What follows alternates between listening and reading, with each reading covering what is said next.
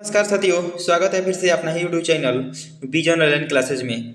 हम आशा करते हैं कि आपकी तैयारी बिहार डीएलएड की काफ़ी मस्त और ज़बरदस्त तरीके से चल रही होगी। चलिए, आज का सामाजिक विज्ञान का ये प्रैक्टिस सेट 9 होगा। इसके पहले हम 8 प्रैक्टिस सेट करा चुके हैं, जो चैनल के प्लेलिस्ट में होगा। बिहार डीएलएड से प्लेलिस्ट होगा, वहाँ से जाकर आप वीडियो को देख सकते हैं। काफ़ी मस्ट इंपॉर्टेंट प्रैक्टिस डेली शाम को 5 बजे हम करा रहे हैं सामाजिक विज्ञान का, और डेली 7:30 बजे रात को हम क्या करा रहे हैं, तो हिंदी का प्रैक्टिस सेट करा रहे हैं। तो चलिए, सेशन को स्टार्ट करने से पहले अगर आप मेरे चैनल को सब्सक्राइब नहीं किए हैं तो प्लीज़ चैनल को जरूर सब्सक्राइब कर लीजिएगा, ऐसे ही डेली वीडियो देखने के लिए। तो चलिए फिर चलते हैं क्वेश्चन की तरफ। पहला नंबर क्वेश्चन कह रहा है, हड़प्पा स्थित है। तो हड़प्पा कहाँ पे है, किस नदी के तट पर स्थित है? तो सिंधु नदी के, कि रावी नदी पर, कि झेलम नदी पर, कि सरस्वती नदी पर? तो चलिए, क्वेश्चन नंबर 1 का आंसर लगाइए और अपना स्कोर बताइएगा लास्ट में। 20 में से आपका स्कोर कितना आ रहा है और आपकी तैयारी कैसी चल रही है, ये भी कमेंट करके बताइएगा। तो चलिए, क्वेश्चन नंबर 1 का आंसर लगाइए फटाफट। क्या होगा इस क्वेश्चन का सही जवाब? तो चलिए, क्वेश्चन नंबर 1 का आंसर होने वाला है option number A is correct हो जाएगा। रावी नदी के तट पर स्थित है। हड़प्पा कहाँ स्थित है? तो रावी नदी पर है। और हड़प्पा किस देश में पड़ता है? तो पाकिस्तान में पड़ता है। कहाँ पे पड़ता है? तो पाकिस्तान में पड़ता है। हड़प्पा कहाँ है? तो पाकिस्तान में है। और किस नदी के तट पर है? तो रावी नदी के तट पर है। आगे बढ़ते हैं, क्वेश्चन नंबर 2 देख लेते हैं। क्वेश्चन नंबर 2 का रहा है, निम्नलिखित में से किस धातु का प्रयोग प्रथम बार हुआ था? यानी सर्वप्रथम धातु का प्रयोग किस धातु का प्रयोग हुआ था? तो लोहा का, कि सोना का, कि तांबा का, कि चांदी का? तो चलिए, क्वेश्चन नंबर 2 का आंसर लगाइए फटाफट। क्या होगा इस क्वेश्चन का सही जवाब? चलिए, क्वेश्चन नंबर 2 का आंसर होने वाला है ऑप्शन नंबर सी ई जे करेक्ट हो जाएगा, यानी तांबा हो जाएगा। सी ई जे करेक्ट हो जाएगा। चलिए, क्वेश्चन नंबर 2 का आंसर वाला ऑप्शन नंबर सी ई जे करेक्ट हो जाएगा, यानी सर्वप्रथम धातु किस धातु का प्रयोग होता है? तो तांबा धातु का प्रयोग होता है। सी ई जे करेक्ट हो जाएगा। आगे बढ़ते हैं क्वेश्चन नंबर 3 की तरफ। क्वेश्चन नंबर 3 कह रहा है, काली मिट्टी भारत के किस प्रदेश में मिलती है? तो आपको बताना है काली मिट्टी जो है भारत के किस प्रदेश में मिलती है? तो महाराष्ट्र में, कि मध्य प्रदेश में, कि गुजरात में, कि इनमें से सभी में? तो चलिए, क्वेश्चन नंबर 3 का आंसर लगाइए। अगर आपको वीडियो अच्छा लग रहा है तो वीडियो को लाइक शेयर कमेंट कर दीजिएगा और चैनल को जरूर सब्सक्राइब कर लीजिएगा। अगर आप मेरे चैनल पे पहली बार आए हैं तो चैनल को जरूर सब्सक्राइब कर लीजिएगा, और जितने भी ग्रुप है, व्हाट्सएप ग्रुप, फेसबुक ग्रुप, इस वीडियो को जरूर सेंड कर दीजिए। तो चलिए, क्वेश्चन नंबर 3 का आंसर होने वाला है option number A D is correct हो जाएगा, यानी सभी में। यानी महाराष्ट्र में भी काली मिट्टी है, मध्य प्रदेश में भी है, और गुजरात में भी काली मिट्टी का मिलती है। तो डी इज करेक्ट हो जाएगा इस क्वेश्चन का सही जवाब। आगे बढ़ते हैं, क्वेश्चन नंबर 4 देख लेते हैं। क्वेश्चन नंबर 4 कह रहे हैं, वनों से हमें कैसे सहायता मिलती है? तो जो वन होता है यानी जंगल, ऐसे उसे हमें कैसे सहायता मिलती है? तो मिट्टी का कटाव रोकने में, कि बाढ़ रोकने में, कि वर्षा वृद्धि में, कि इनमें से सभी में? तो चलिए, क्वेश्चन नंबर 4 का आंसर लगाइए। मिट्टी से कैसे हमें सहायता मिलती है, सॉरी वनों से कैसे हमें सहायता मिलती है? तो चलो, क्वेश्चन नंबर 4 का आंसर होने वाला है option number D is correct हो जाएगा, यानी इनमें से सभी हो जाएगा। यानी मिट्टी का कटाव रोकने में भी मदद करता है, बाढ़ रोकने में भी मदद करता है, और वर्षा वृद्धि में भी मदद करता है। यानी डी इज करेक्ट हो जाएगा। आगे बढ़ते हैं क्वेश्चन नंबर 5 की तरफ। क्वेश्चन नंबर 5 कह रहा है, भारत के किस राज्य में सर्वाधिक खनिज लोहा भंडार पाया जाता है? यानी भारत के किस राज्य में सर्वाधिक मात्रा में खनिज लोहा भंडार पाया जाता है? तो झारखंड में, कि उड़ीसा में, कि असम में, कि मध्य प्रदेश में? तो चलिए, क्वेश्चन नंबर 5 का आंसर लगाइए फटाफट। क्या होगा इस क्वेश्चन का सही जवाब? तो चलिए, क्वेश्चन नंबर 5 का आंसर होने वाला है option number B is correct हो जाएगा, यानी उड़ीसा हो जाएगा। तो भारत के किस राज्य में सर्वाधिक खनिज लोहा भंडार पाया जाता है? तो उड़ीसा में पाया जाता है। कहाँ पाया जाता है? तो उड़ीसा में। खनिज लोहा पूछ रहा है तो कहाँ पाया जाता है? तो उड़ीसा में पाया जाता है, यानी बी इज करेक्ट हो जाएगा। आगे बढ़ते हैं, क्वेश्चन नंबर 6 देख लेते हैं। क्वेश्चन नंबर 6 का रहे हैं, अष्टाध्यायी किसने लिखी है? तो आपको बताना है अष्टाध्यायी के लेखक कौन है? तो पाणिनि, कि पतंजलि, कि भट्टोजी दीक्षित, कि इनमें से कोई नहीं? तो चलिए, क्वेश्चन नंबर 6 का आंसर लगाइए। तो चलिए क्वेश्चन नंबर 6 का आंसर होने वाला है option number A is correct हो जाएगा, यानी पाणिनि हो जाएगा। अष्टाध्यायी के लेखक कौन है? तो पाणिनि, ए इज करेक्ट हो जाएगा। आगे बढ़ते हैं, क्वेश्चन नंबर 7 देख लेते हैं। क्वेश्चन नंबर 7 कह रहे हैं पहला परमाणु बम गिराया गया था। तो जो पहला परमाणु बम गिराया गया था वह कहाँ पे गिराया गया था? तो नागासाकी पे, कि टोक्यो पे, कि याकोहामा पर, कि हिरोशिमा पर। तो चलिए क्वेश्चन नंबर 7 के आंसर लगाइए फटाफट। क्या होगा इस क्वेश्चन का सही जवाब? मस्ट वीवीआई क्वेश्चन है, वीवीआई लिख लीजिएगा, वीवीआई क्वेश्चन है, वीवीआई। तो चलिए क्वेश्चन नंबर 7 के आंसर लगाइए। तो चलिए क्वेश्चन नंबर 7 का आंसर होने वाला है option number D is correct हो जाएगा, यानी हिरोशिमा पर गिराया गया था। पहला परमाणु बम कहाँ गिराया गया था? तो हिरोशिमा पर गिराया गया था, यानी डी इज करेक्ट हो जाएगा। आपको बता दें अमेरिका के द्वितीय विश्व युद्ध के दौरान 1945 ईस्वी में 6 अगस्त एवं 9 अगस्त को जापान के हिरोशिमा एवं नागासाकी पर एटम बम गिराया गया था। तो 1945 में ये बम गिराया गया था, ठीक है। तो डी इज करेक्ट हो जाएगा। आगे बढ़ते हैं, क्वेश्चन नंबर 8 देख लेते हैं। क्वेश्चन नंबर 8 कह रहे हैं भारत छोड़ो आंदोलन का संगठन किस वर्ष किया गया था? तो आपको बताना है भारत छोड़ो आंदोलन किस वर्ष से शुरू किया गया था। तो 1922 में, कि 1935 में, 1942 में, कि 1947 में। तो चलिए क्वेश्चन नंबर 8 का आंसर लगाइए फटाफट।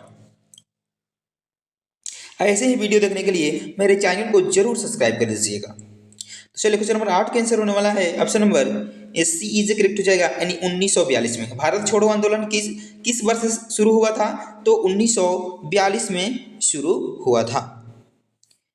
अगस्त 1942 में शुरू हुआ था, महात्मा गांधी के द्वारा यह चालू किया गया था, यानी सी इज करेक्ट हो जाएगा। आगे बढ़ते हैं, क्वेश्चन नंबर 9 देख लेते हैं। क्वेश्चन नंबर 9 का है पूर्व साकर खिलाड़ी रोनाल्डो किस देश के नागरिक हैं? तो आपको बताना है जो रोनाल्डो है वह किस देश के खिलाड़ी हैं। तो जर्मनी, हॉलैंड, अर्जेंटीना, की ब्राजील। तो चलिए क्वेश्चन नंबर 9 कैंसिल गई। तो चलिए क्वेश्चन नंबर 9 का आंसर होने वाला है option number D is correct हो जाएगा, यानी ब्राजील देश के नागरिक हैं। रोनाल्डो किस देश के नागरिक हैं? तो ब्राजील देश के। डी इज करेक्ट हो जाएगा। आगे बढ़ते हैं, क्वेश्चन नंबर 10 देख लेते हैं। क्वेश्चन नंबर 10 कह रहे हैं जसपाल राणा का संबंध है। जसपाल राणा का संबंध किस खेल से है? तो निशानेबाजी से है, कि भारोत्तोलन से है, कि खेलकूद से है, कि तीरंदाजी से है। तो चलिए क्वेश्चन नंबर 10 कैंसिल लगाइए। तो चलिए क्वेश्चन नंबर 10 का आंसर होने वाला है option number A is correct हो जाएगा, यानी निशानेबाजी से है। तो जसपाल राणा का संबंध किस खेल से है? तो निशानेबाजी से, यानी ए इज करेक्ट हो जाएगा। आगे बढ़ते हैं, क्वेश्चन नंबर 11 देख लेते हैं। क्वेश्चन नंबर 11 कह रहे हैं मेगास्थनीज भारत आया था। तो मेगास्थनीज था भारत वह किसके शासन काल में आया था? तो अशोक के राजकाल में आया था, कि बिंदुसार के राजकाल में, कि चंद्रगुप्त मौर्य के राजकाल में, कि कनिष्क के राजकाल में। तो चलिए क्वेश्चन नंबर 11 कैंसिल किया फटाफट। तो चलिए क्वेश्चन नंबर 11 का आंसर होने वाला है option number C is correct हो जाएगा, यानी चंद्रगुप्त मौर्य के राजकाल में मेगास्थनीज भारत आया था। सी इज करेक्ट हो जाएगा। आगे बढ़ते हैं, क्वेश्चन नंबर 12 देख लेते हैं। क्वेश्चन नंबर 12 का है अजंता की गुफाएं स्थित हैं। जो अजंता की गुफाएं वह किस राज्य में स्थित है? तो महाराष्ट्र में है, कि मध्य प्रदेश में है, कि गुजरात में है, कि उड़ीसा में है। चलिए क्वेश्चन नंबर 12 का आंसर लगाइए फटाफट। क्या होगा इस क्वेश्चन का सही जवाब? तो चलिए क्वेश्चन नंबर 12 का आंसर होने वाला है option number A is correct हो जाएगा, यानी महाराष्ट्र में है। किस राज्य में है? तो महाराष्ट्र राज्य में है। किस जिला में है? तो औरंगाबाद जिला में है। औरंगाबाद जिले में वह स्थित है। उसमें कितने गुफाएं हैं? तो 29 गुफाएं हैं। ये भी लिख लीजिएगा, उसमें कितने गुफाएं हैं? तो 29 गुफाएं हैं। और किस जिला में है? तो औरंगाबाद जिला में है। और किस राज्य में है? तो महाराष्ट्र में है। चलिए क्वेश्चन नंबर 12 का आंसर हो जाएगा ए इज करेक्ट हो जाएगा। आगे बढ़ते हैं, क्वेश्चन नंबर 13 देख लेते हैं। क्वेश्चन नंबर 13 कह रहे हैं बुद्ध ने अपना प्रथम उपदेश किस स्थान पर दिया था? तो बताइए बुद्ध ने प्रथम उपदेश किस स्थान पर दिए थे? तो बुद्ध गया कि सरनाथ कि श्रावती कि कुशीनगर? चलिए क्वेश्चन नंबर 13 का आंसर लगाइए फटाफट। तो चलिए क्वेश्चन नंबर 13 का आंसर होने वाला है option number B is correct हो जाएगा। सरनाथ में दिए थे। सरनाथ कहाँ पड़ता है? तो उत्तर प्रदेश का एक जिला है, यानी वी इज करेक्ट हो जाएगा। बुद्ध ने अपना प्रथम उपदेश किस स्थान पर दिया था? तो सरनाथ में दिया था। वी इज करेक्ट हो जाएगा। आगे बढ़ते हैं, क्वेश्चन नंबर 14 देख लेते हैं। दक्षिण भारत की सर्वाधिक प्राचीन एवं समृद्ध भाषा है। तो आपको बताना है दक्षिण भारत की सर्वाधिक प्राचीन एवं समृद्ध भाषा है। तो तमिल है कि तेलुगु है कि कन्नड़ है कि मलयालम है? तो चलिए क्वेश्चन नंबर 14 का आंसर लगाइए।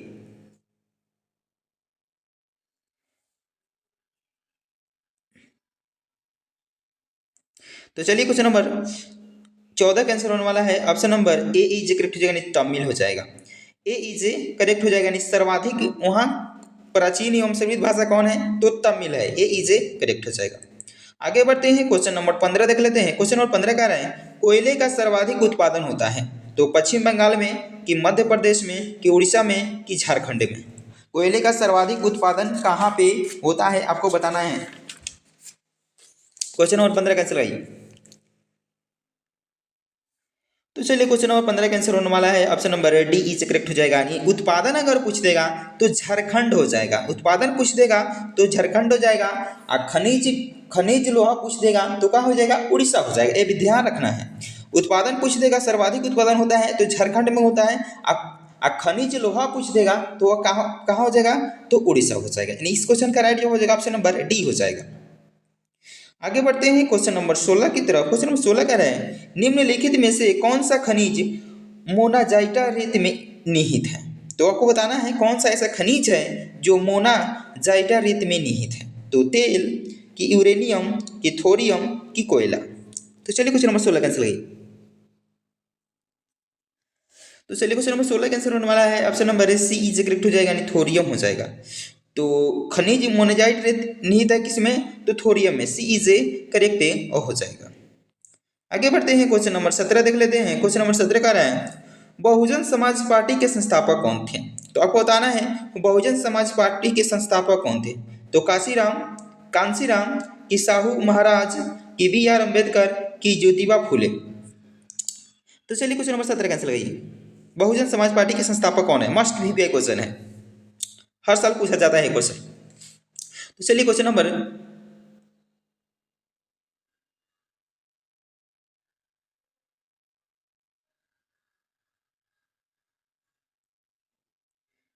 17 का आंसर हो जाएगा option number A is correct हो जाएगा, यानी कांसीराम हो जाएगा। क्या हो जाएगा? कांसीराम हो जाएगा। बहुजन समाज पार्टी के संस्थापक कौन थे?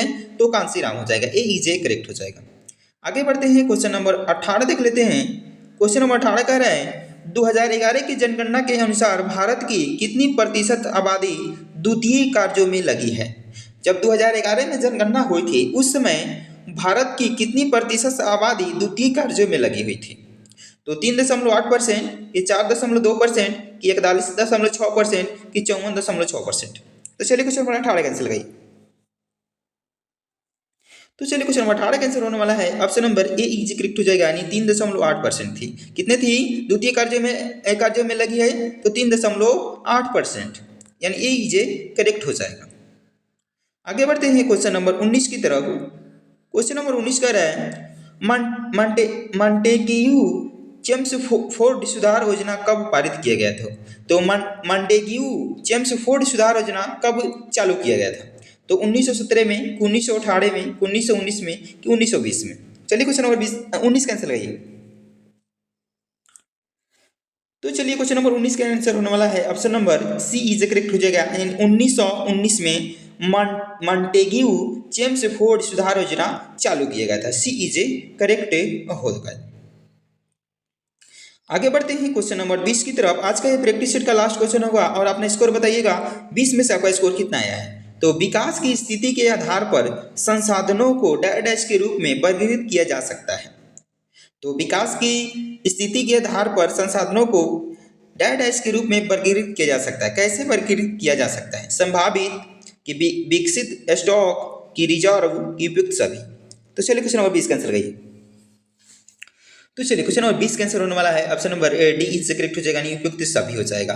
तो विकास की स्थिति के आधार पर संसाधनों को संभावित विकसित स्टॉक और रिजर्व के रूप में वर्गीकृत किया जा सकता है, यानी डी इज करेक्ट हो जाएगा। चलिए आज के लिए इतना ही था, फिर मिलते हैं नेक्स्ट वीडियो में। अगर वीडियो आपको अच्छा लगा हो तो वीडियो को लाइक शेयर कमेंट कर दीजिएगा और चैनल को जरूर सब्सक्राइब कर लीजिएगा ऐसे ही डेली वीडियो देखने के लिए। चलिए फिर मिलते हैं अगले वीडियो में। जय हिंद।